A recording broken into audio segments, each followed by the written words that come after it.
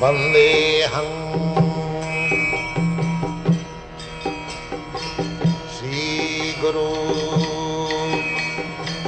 Sri Juta Padakamalang Sri Gurun Vaishnava. Translation. Thereafter I shall accept this chaste girl as my wife, on the condition that after she bears semina from my body, I shall accept the life of devotional service accepted by the most perfect human beings. That process was described by Lord Vishnu. It is free from envy. Read the purport. Purport. Kardama Muni expressed his desire for a very beautiful wife to Emperor Swayambhuva, and he accepted his daughter for marriage. He was in the hermitage practicing complete celibacy as a brahmachari, and although he had the desire to marry, he did not want to be a householder for the whole span of his life, because he was conversant with the Vedic principles of human life. According to Vedic principles, the first part of life should be utilized in brahmacharya for the development of character and spiritual qualities. In the next part of life, one may accept a wife and beget children, but one should not beget children like cats and dogs. Kardama Muni desired to beget a child who would be a ray of the Supreme Personality of Godhead. One should beget a child who can perform the duties of Vishnu, otherwise there is no need to produce children. There are two kinds of children born of good fathers.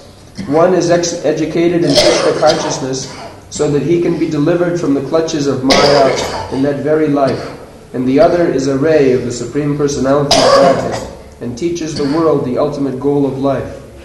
As will be described in later chapters, Kardama Muni begot such a child, Kapila, the incarnation of the Personality of Godhead, who enunciated the philosophy of Sankhya.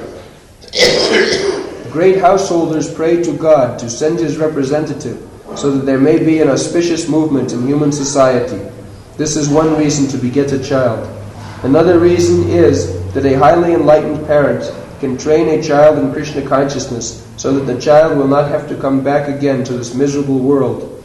Parents should see to it that the child born of them does not enter the womb of a mother again. Unless one can train a child for liberation in that life,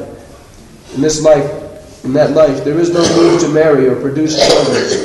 If human society produces children like cats and dogs for the disturbance of social order, then the world becomes hellish, as it has in this age of Kali.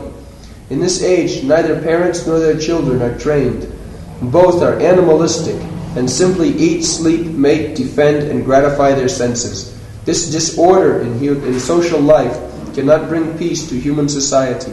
Kardama Muni explains beforehand that he would not associate with the girl Devavati for the whole duration of his life. He would simply associate with her until she had a child. In other words, sex life should be utilized only to produce a nice child, not for any other purpose. Human life is especially meant for complete devotion to the service of the Lord. That is the philosophy of Lord Chaitanya. After fulfilling his responsibility to produce a nice child, one should take sannyasa and engage in the perfectional paramahamsa stage. Paramahamsa refers to the most highly elevated perfectional stage of life. There are 4 stages within sannyasa life, and paramahamsa is the highest order. The Srimad Bhagavatam is called the Paramahamsa Samhita, the treatise for the highest class of human beings. The Paramahamsa is free from envy. In other stages, even in the householder stage of life, there is competition and envy. But since the activities of the human being in the Paramahamsa stage are completely engaged in Krishna consciousness or devotional service, there is no scope for envy. In the same order as Kardama Muni, about 100 years ago, Thakur Bhaktivinoda also wanted to beget a child who could preach the philosophy and teaching of Lord Chaitanya to the fullest extent. By his prayers to the Lord, he had as his child Bhakti Siddhanta Saraswati Goswami Maharaj, who at the present moment is preaching the philosophy of Lord Chaitanya throughout the world through his bona fide disciples. So, householder life is not called life. It is required. If there is no householder, then where from the saintly persons will come? They will not drop from the sky.